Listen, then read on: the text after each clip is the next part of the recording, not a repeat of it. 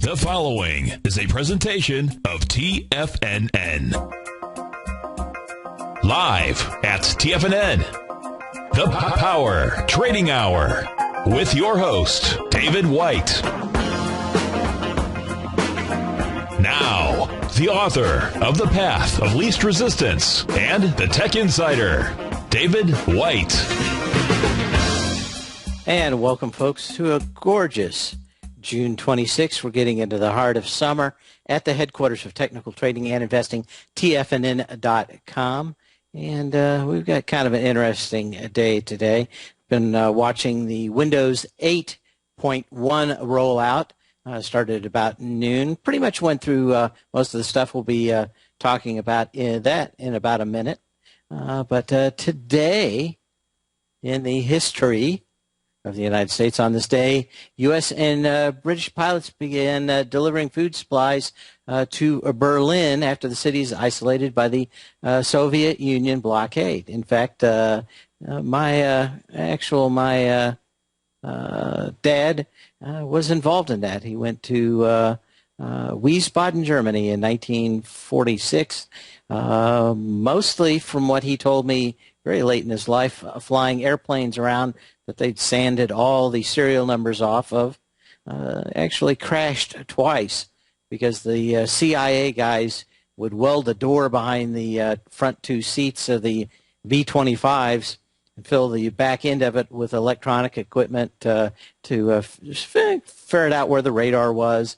We had to go in and attack Russia. So they'd fly at night, barely over the ground, and it was not uncommon for the CIA guys to lie about how much equipment they had in the back, and actually crashed one, never got off the ground. They put a good 2,000 or 2,500 pounds more than the plane would take off with in the back, and lied to them about what was in there because, of course, it was so secret. But, of course, then it was all laying all over the runway, and everybody saw. He got a little bit burnt there. Then once he took off and someone put diesel fuel in the tanks or something, and he ended up getting about half a mile into or across the line, and the plane went down in a field, and him and the rest of his crew ran back and jumped over a fence to get back into the U.S. side of Germany. But that was it. He had two crashes, walked away from both of them, a little burnt on the first one. On the second one, kind of interesting. But, 9 lives, and kind of sad to see that you'd think that he'd go off in some ball of fire and not end up at the end of his life choking on a hot dog.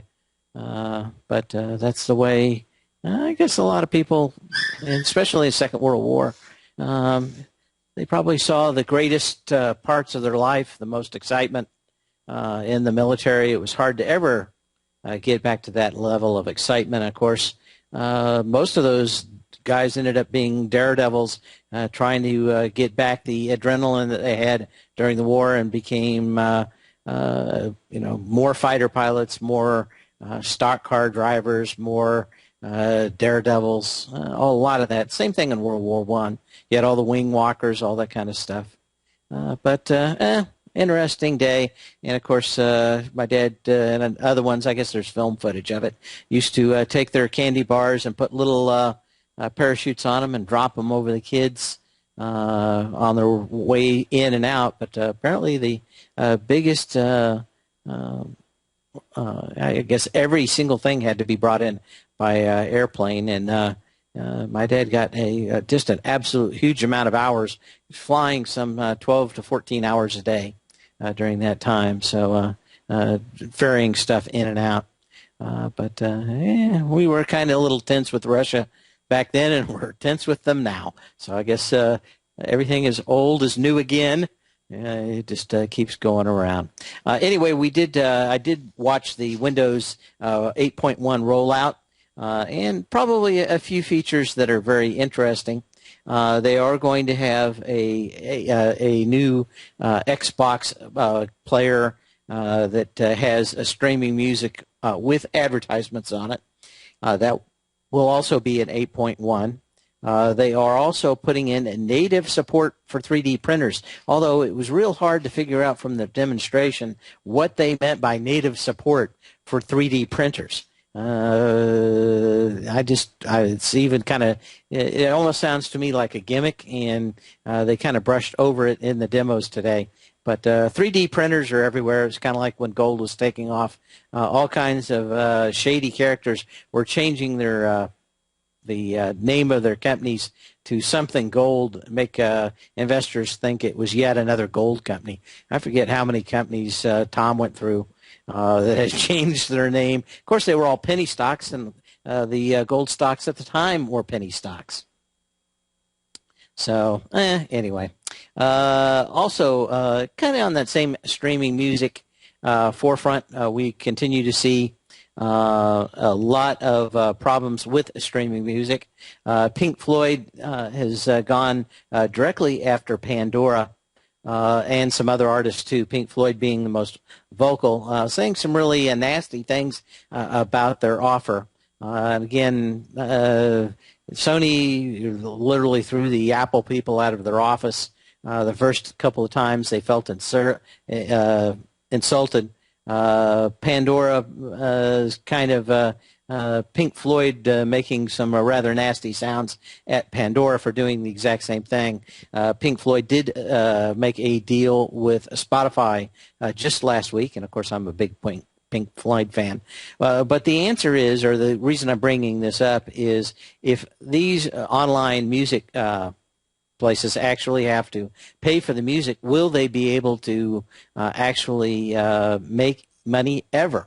And it looks like the problem is you could certainly go to a lot of these streaming music services, but the musicians will make no money at all. In fact, there was another artist, I think it was at the same press release or press thing that the Pink Floyd people had, where this guy said that they played his song over 1.1 million times. He got a check from Pandora for $16.25. So we can kind of see that streaming music is kind of a problematic issue. Even at the low rates that a lot of these guys are already paying, it looks like it's almost impossible for the musicians to make any money.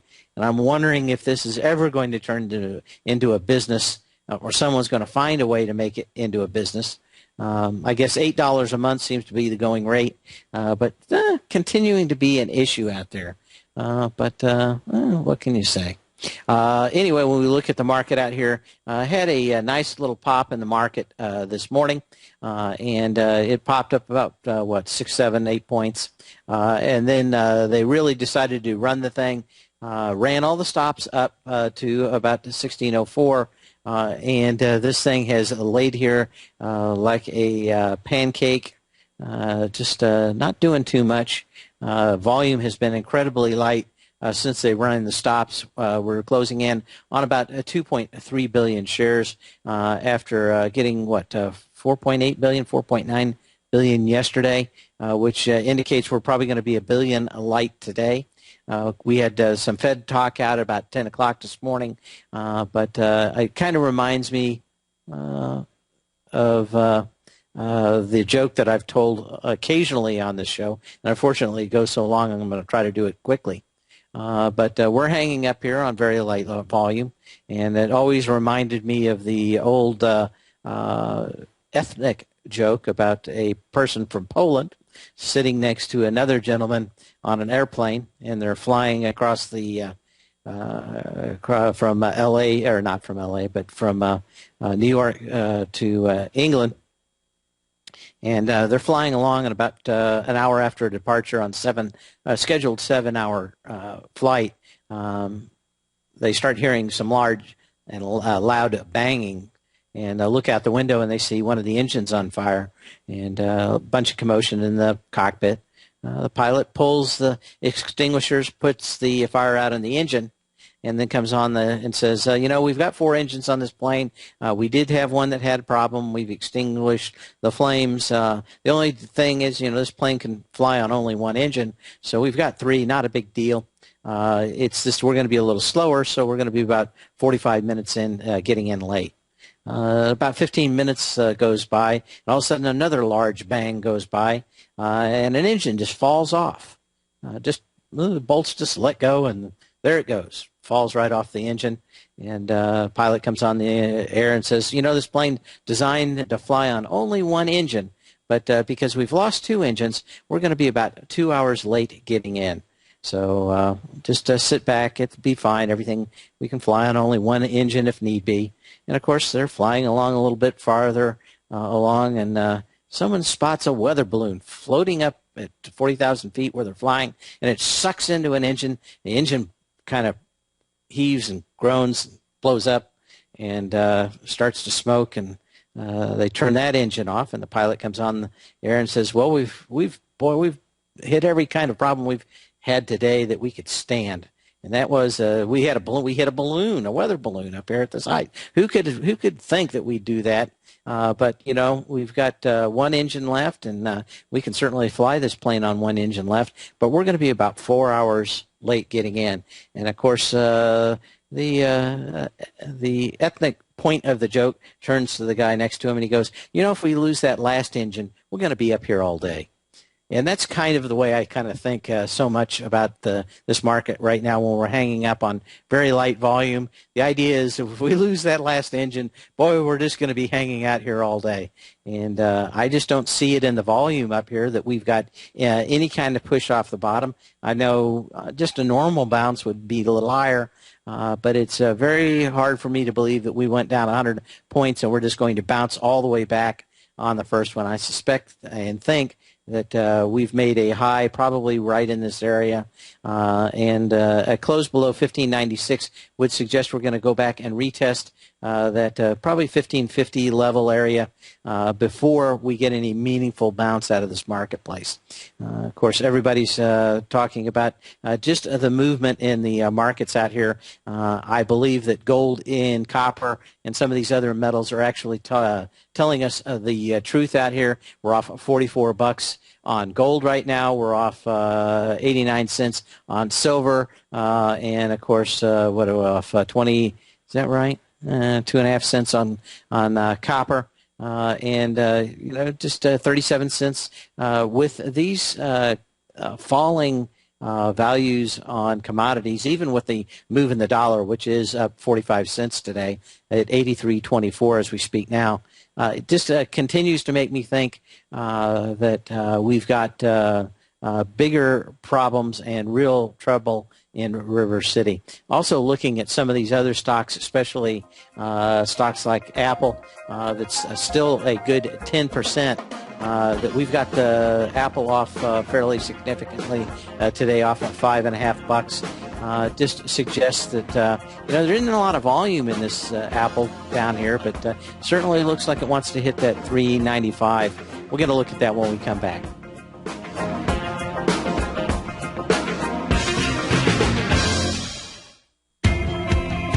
The Art of Timing the Trade Charts has officially launched at TFNN.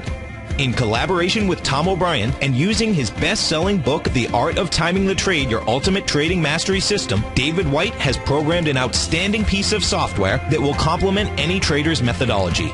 Using this first-of-its-kind software, The Art of Timing the Trade Charts allows you to scan for Fibonacci formation setups, including Gartleys, butterflies, ABCs, and much more.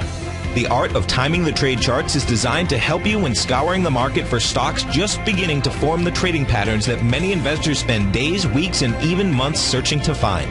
As part of our introductory pricing, we're offering licenses available at only $59 per month. We're so confident that you'll love this new outstanding piece of charting software that we'll even give you a 30-day unconditional money-back guarantee. Don't miss out on this incredible new piece of software. Lock in your low price today by ordering your copy at TFNN.com. with the launch of Tiger TV. TFNN has brought our programming to the next level. With Tiger TV, you can gain access to each host's charts and computer screens as they host their daily stock program. Whether it's Tom O'Brien, Steve Rose, Basil Chapman, David White, Larry Pezzamento, Andy Hecht, Victor Jones, or Terrell Martin, you can catch all of our technicians hosting their programs live and archived on Tiger TV for your viewing pleasure 24 hours a day, 7 days a week. If you haven't checked out Tiger TV, then visit TFNN.com and see what you're missing. You take a hands-on approach to managing your investments, and whether you're bullish or bearish on Chinese stocks, the ETFs from Direction Shares are there to help you magnify your perspective.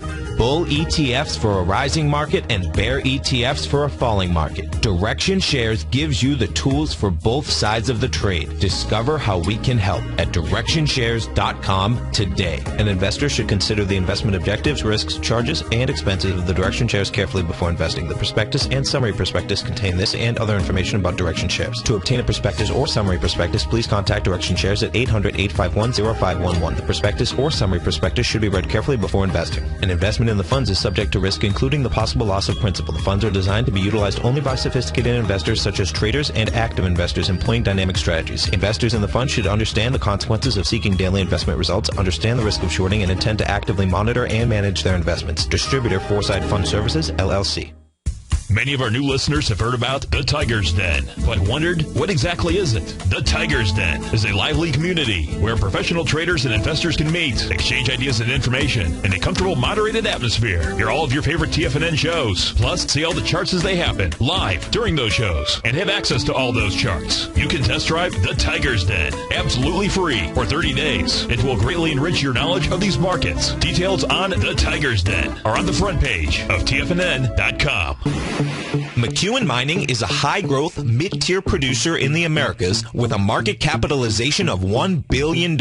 Experienced mining executive Rob McEwen, as chairman, CEO, and president, owns 25% of the outstanding shares of McEwen Mining and has put in place an ambitious business plan with the goal of qualifying for inclusion in the S&P 500 by 2015. With $70 million in cash and liquid assets as of the end of 2012 and completely debt-free, McEwen Mining is poised for growth. Production in 2013 is forecasted to grow at 24%, reaching 130,000 gold equivalent ounces, and over the next 3 years, McEwen Mining projects that their production will increase to 290,000 gold equivalent ounces, almost a threefold increase from last year's totals. If you'd like to find out more about McEwen Mining, click on their banner on the front page of TFNN.com or check them out on the NYSE or TSX under the symbol MUX. Dave takes your phone calls now. Toll free at 1-877-927-6648. Internationally at 727-445-1044. And we are back. Going to be taking a look at some of the charts. Wanted to look at Apple first. Okay, and we've got 385 down here for the low with 21 million shares. We've got we had about 17 million shares on the 24th, so 2 days ago.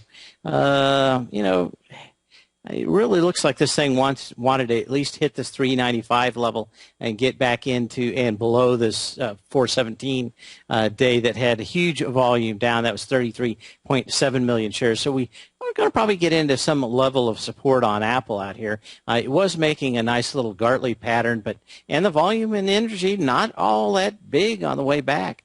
I mean, it would be able to come back. You're probably at the fairly end of this Gartley. And if this thing does not pick up and move right here, this is probably going to turn into a butterfly, and you're going to have a much larger downside. Before you get to the butterfly, though, you're going to want that 385.10 to be tested. And what can you say out there?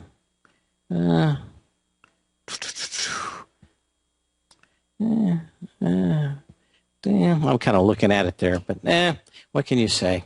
Just more interested right now about the numbers in the marketplace and watching the volume come in kind of for the end of the day.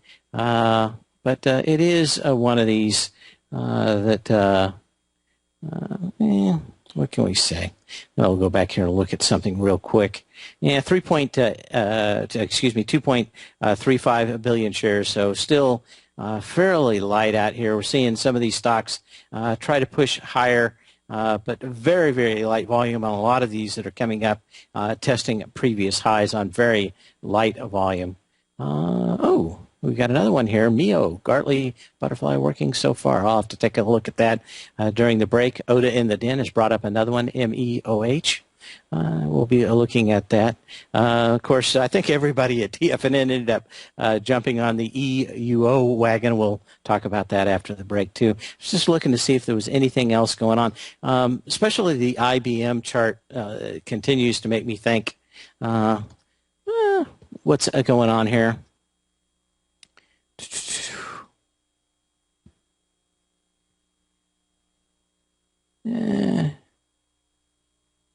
Okay.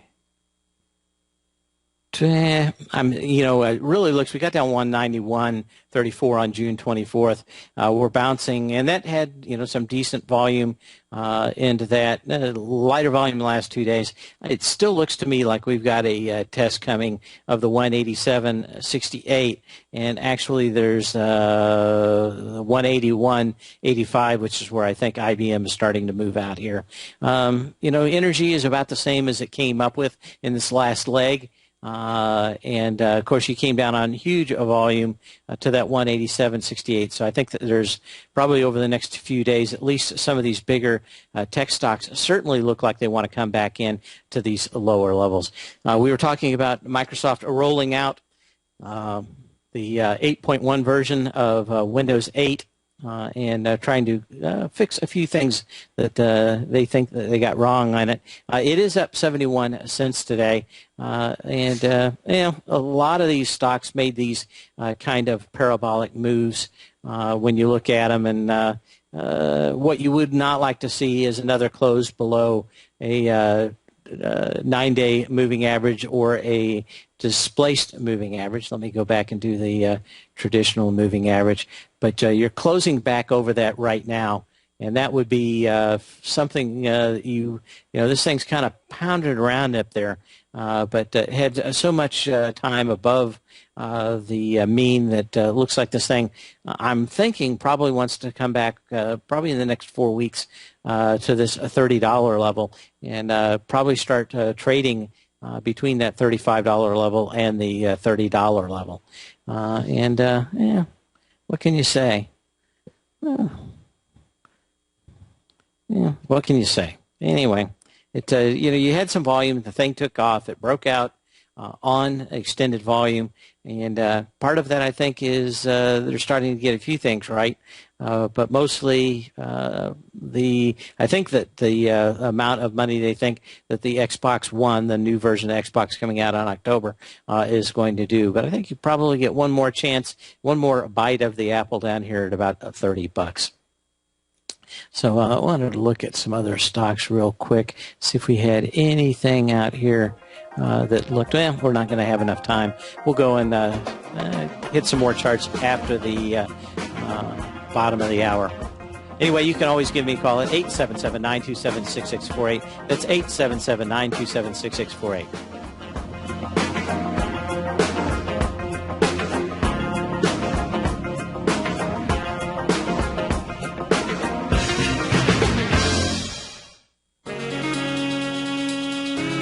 With the stock market flirting with all-time highs and volatility back, now is the perfect time for a 2-week free trial to Market Insights. On Monday, June 24th, Tom O'Brien closed out all 5 open positions in his daily newsletter, Market Insights, with all trades being profitable and ranging from a 2.23% gain all the way to more than an 11% gain in just one position for an incredible 32.7% profit combined between the 5 trades. Let Tom O'Brien's years of market experience work for you. If you'd like to see for yourself what kind of trading newsletter Tom O'Brien delivers to his clients each morning, then now is a perfect time to sign up for a 2-week free trial to his daily newsletter, Market Insights. In a volatile market like we currently have, the potential for fast market moves like we've seen recently is a trader's dream. So don't wait any longer. Sign up for your 2-week free trial to Market Insights today at the front page of TFNN.com. No matter where you listen to TFNN programming, we want you to know you can always access your favorite shows on demand through TFNN.com. TFNN airs live programming every market day from 9 a.m. till 6 p.m. Eastern, and you can view each program by accessing Tiger TV through our homepage. We even have an easy link for all mobile devices, including iPhones and iPads, located at the top right-hand corner of the TFNN homepage. You can use your smartphone to view Tiger TV, but if you don't have a mobile connection that can keep up with streaming live video, then you can simply visit TFNN.mobi in the browser of your smartphone for live streaming audio of all of our programs. The mission of TFNN is to educate our audience directly and interactively through our interactive website and radio call and talk shows. TFNN is able to teach all levels of investors the technical skills needed to trade in today's marketplace.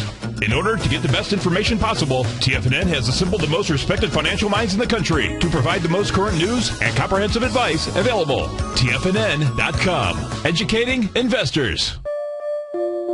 Daryl Martin coined the phrase diagnostic trading, and we're happy to announce that his diagnostic box spread analyzer has finally been released.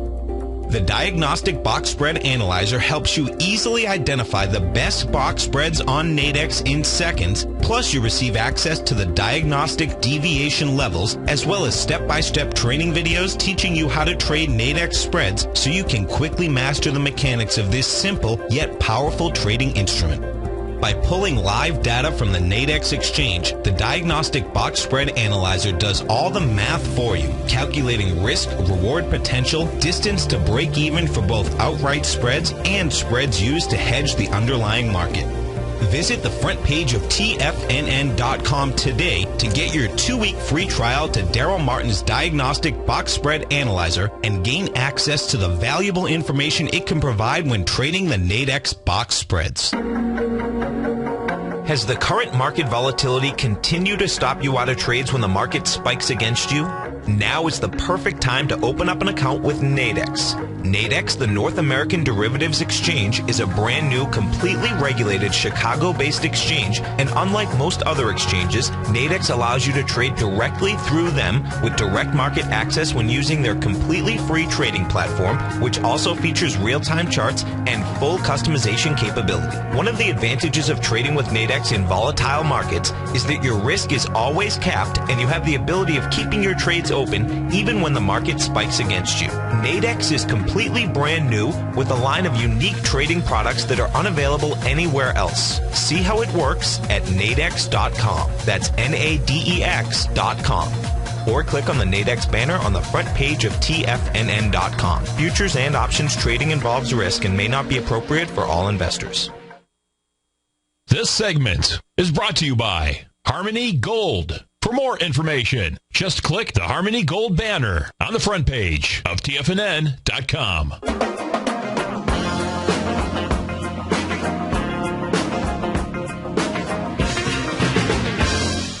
And as we come back, I wanted to look at a few of these stocks that had been moving out here today in at least the NASDAQ and see whether we got anything going on. Before we start that, we've got somebody in the den, Oda, a pretty good trader in there. He's been around for a while in the den. But he was pointing out MEOH, Methanex Corporation. And again, kind of a smaller Gartley out here, but I kind of see what he was looking at back in the trade. And that was you had a huge day breakout, and this thing did come back 2 days ago into that breakout zone. At the same time, made a nice little Gartley out here, but he kind of like I think he mentioned it that it didn't have a lot of trading days between the C and D day, and probably a few more. I would have liked to seen the X to A out here. I like trading the Gartley patterns a little bit bigger, but this is kind of like one of these shoot and scoot football plays that you just grab and shoot real quick and take your money fairly quickly. But nice little pop out here in this one. There were a few of these Gartley patterns over the last few days that were playing out fairly nicely, and we'll continue to take a look. I need to send an email right here, so hang on. I can't type and talk at the same time.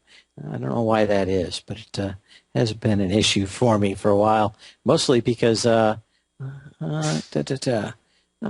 What else do we have going on? Just had to get a few housekeeping things going through here. Anyway, go back to the NASDAQ and the percentage change. Apollo is off $1.69. Didn't sound a lot. It's almost about 9%. Again, we've talked about these for-profit education companies forever. And the problem is that these are the living dead of stocks. I love that show. It's not going to come back on till fall. The Walking Dead, anyway. But these stocks all coming down, and this thing's going to blow out its low. Cocoa, there were a whole bunch of these for-profit education scams that were taking a huge amount of money from government loans. And, of course, they used that to push more politicians to give them even bigger government loans for a lot of these people that would never be able to get jobs once they saw the college that they actually graduated from. I don't know whether they learned anything. I do know that most or a lot of the people that they got loans for were people that had mental illness and homeless people and all kinds of other people that probably never thinking of actually attending that college. Of course, when the hammer came down on these things have fallen way off, but I just can't see that these things ever are going to recover to make them a good going concern. Probably the exception to that is ITT. They were around a long time before this started.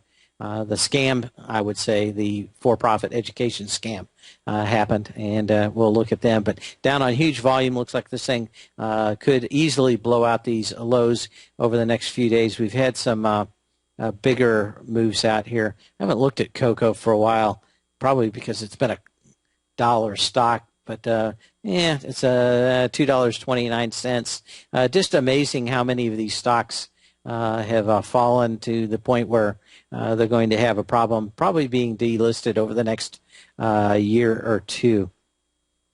Gold, of course, another one with a huge move in gold. What do we have in that one? It's certainly broken through these lows.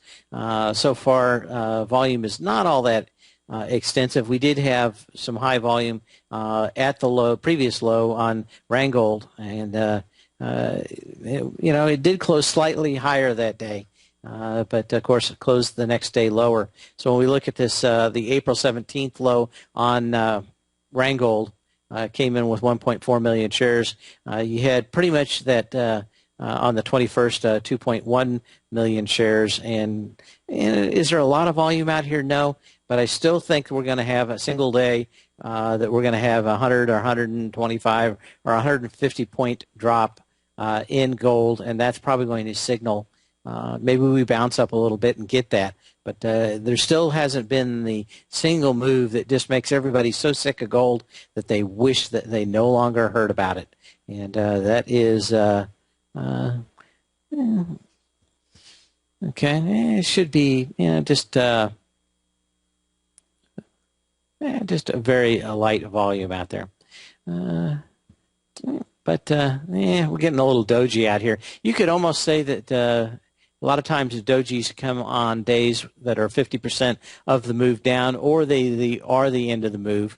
I wouldn't be surprised to have maybe a small rally in gold back up to maybe $67 on Rheingold, and that's setting up the ABC down. There's a nice little gap with a lot of volume. It would not be a big deal for this thing to bounce over the next couple of days, especially when we're seeing the rapid movement of the dollar index, 83.21. These really going to start seeing these move the market. Go back and check real quick. 1603 on the S&P cash, 2.45 billion shares. So still watching a day. Yeah, Dravaya is one of those ITT educational, the one electronic ones, I guess. Is that the same one as ITT? Did they end up buying them? Anyway, a couple of those mentions in the den.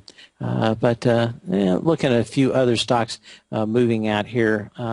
O'Reilly Auto Parts off 1%, AMAT off almost 2%. Nuon off 1%. I'm trying to see if there's anything out here that really gives us a theme on these stocks.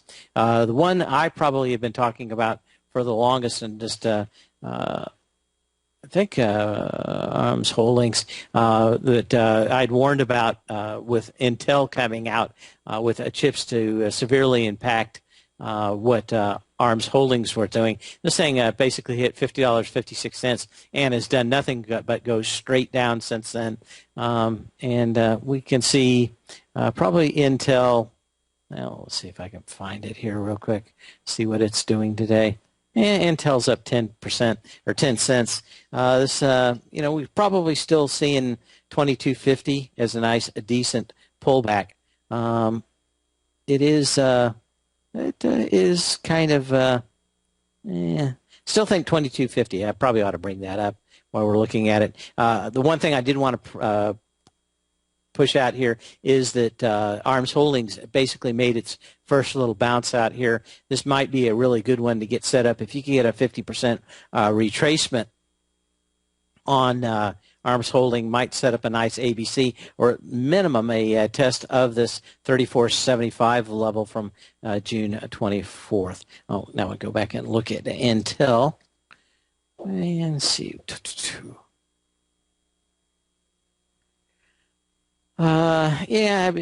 This thing kind of sitting at the support line before it bounced up to $26. So, what are we looking at? Almost about 80 if it would go back and test this low. But I think what we're looking at really is a test back into this 22.54 from the November 2nd, 2012 high and the $23 high. And what can you say? It's back in that $23 level. We've got to see exactly what's going on up here at these highs. But okay.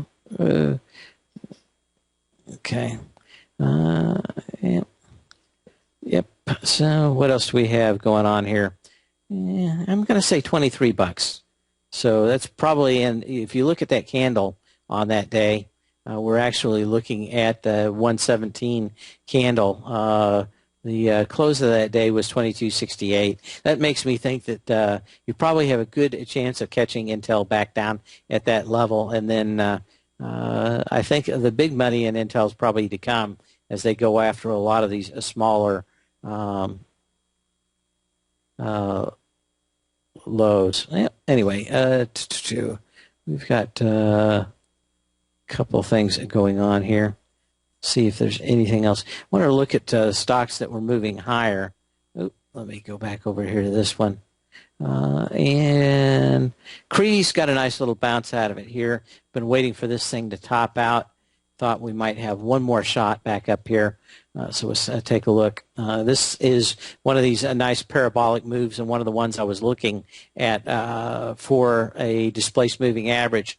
And pretty good indication this too. You're going to be wanting to watch this one. If it does close below the next 9-day moving average or a 3x3 displaced moving average, would be another good indication that this one has topped out. Very light volume bounce out of here on Cree today.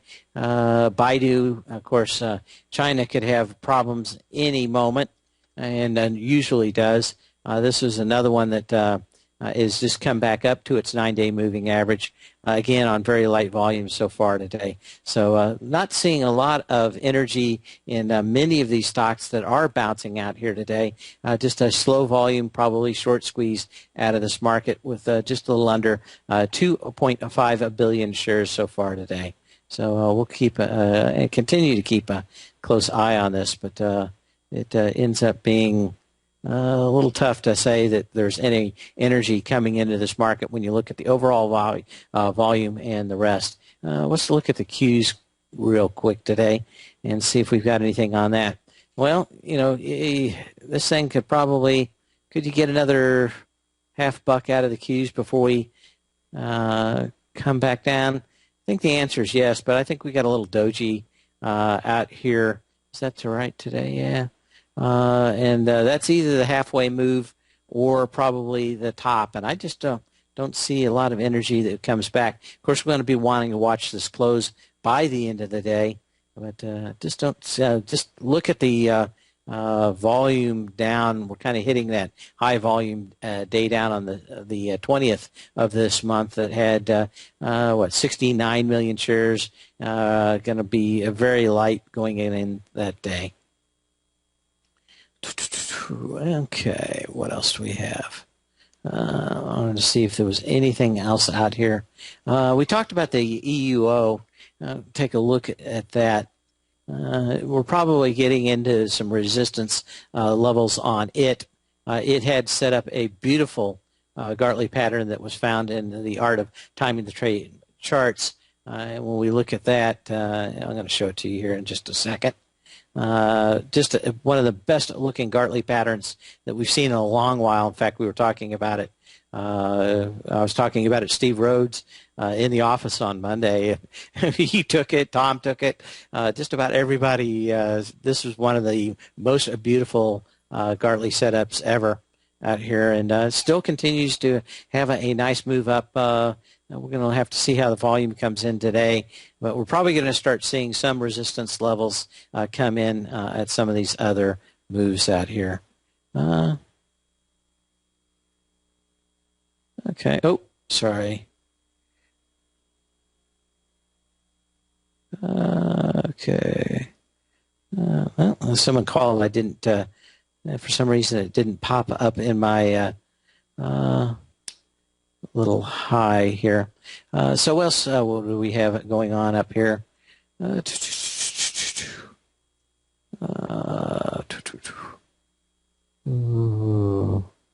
to look at something. Oh, we've been talking about natural gas, UNG.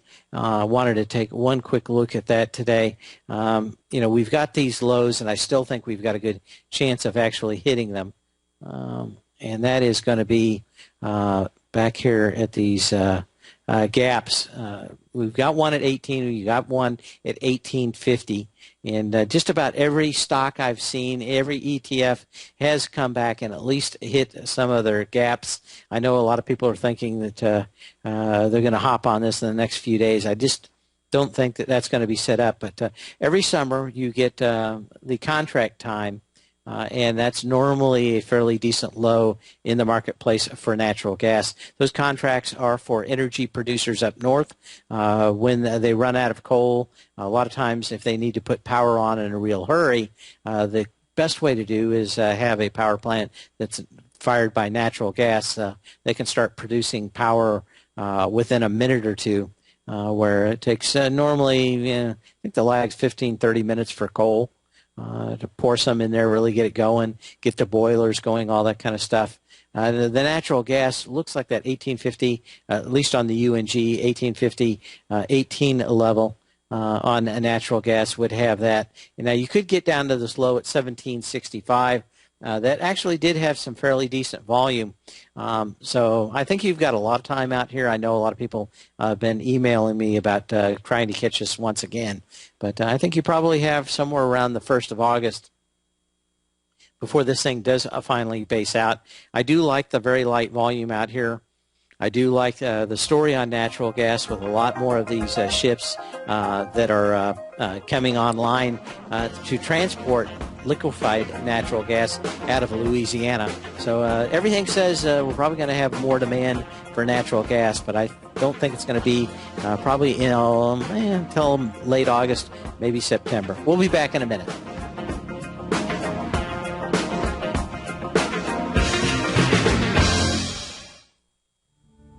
Patterns, profits, and peace of mind. Are you looking for a precision edge in the market?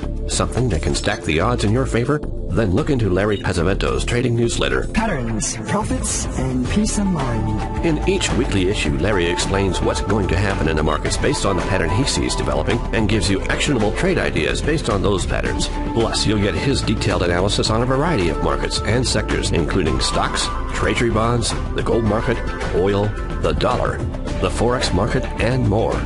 You'll get access to all the patterns Larry is seeing in the markets, plus the Astro Harmonics and powerful Bradley stock market model that Larry utilizes for less than $5 a day. An extremely potent combination that will give you the edge you've been looking for. Try patterns, profits, and peace of mind absolutely free for 2 full weeks. That's an $85 value. Yours free when you register right now. Get Larry's patterns, profits, and peace of mind. And get the edge you've been looking for.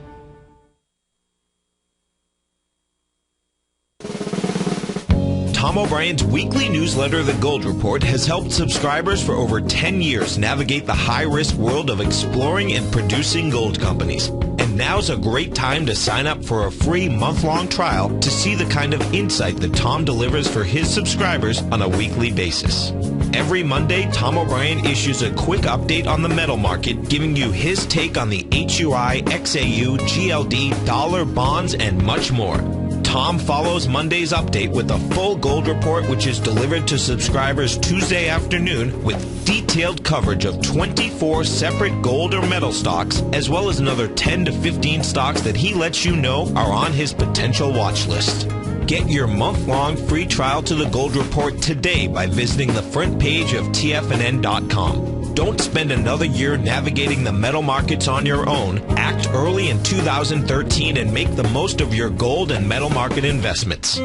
David White's newsletter, The Technology Insider, is focused like a laser on finding the next big things in technology. If you had invested only $10,000 in Microsoft in 1986, you'd have been a millionaire by 2000. Disruptive technology like Microsoft's is the key to these massive long-term profits, and the Tech Insider is the vehicle from TFNN to capitalize on these opportunities. This is the go-to newsletter that identifies, monitors, and profits on mostly little-known cutting-edge companies with great long-term prospects. David's experience is as an inventor of Emmy-winning animation products for TV and Hollywood that propelled a company public. Match that with 14 years as a full-time trader, and he's uniquely qualified to guide you through the light-speed world of ever-evolving high-tech. If you're ready to ride the next big technology bull market for less than $40 per month, log on to TFNN.com and get your 2-week free trial to the Technology Insider. Get in on the ground floor of the next big thing today.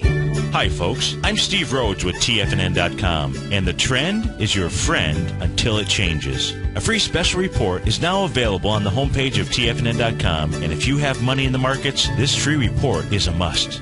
If your strategy is buy and hold, this report is a must. If you're a day trader, a swing trader, a Forex or options trader, or just getting into the markets, this report is a must. And it's the second best gift you'll ever receive. Look, if you buy a stock and the general market is trending in the other direction, you've reduced your odds of buying at the right time by 70%. Instead, let me teach you how to get that 70% Advantage Plus. The Plus is a free trial to my daily newsletter service, Mastering Probability. There's no upfront deposit, no charge to your credit card, and I compress decades of education into each daily newsletter. This is a limited time offer, so act now, and I'll teach you how to take the trend and turn it into your best friend. All the details are on the homepage of TFNN.com. Act now. This segment is brought to you by TFNN. Test drive all the newsletters for free at TFNN.com.